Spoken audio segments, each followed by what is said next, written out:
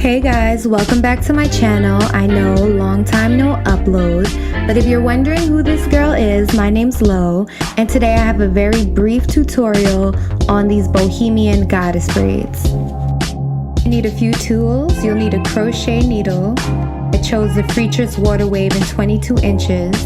As you can tell, these are old box braids that I wanted to refresh with a new style. Start by adding a few large box braids. I think I did about 6, and I'm gonna dip them in hot water to get that wave effect.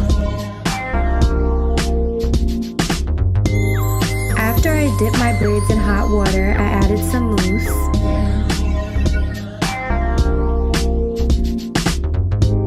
The longer you allow your hair to dry in the box braids is the more defined the braids waves will be. And we're basically going to start crochet braiding. I take one piece of the Freacher's Water Wave and I crochet it to the base of a braid. I used about 2.5 packs. After you add your crochet hair and you have your desired fullness, you can go ahead and add jewelry and also lay down your baby hairs. So this hairstyle is perfect if you have box braids and you're not quite ready to take them out, so this is a great way to refresh your hair. Nice. Do not drag me for this Kanye shirt.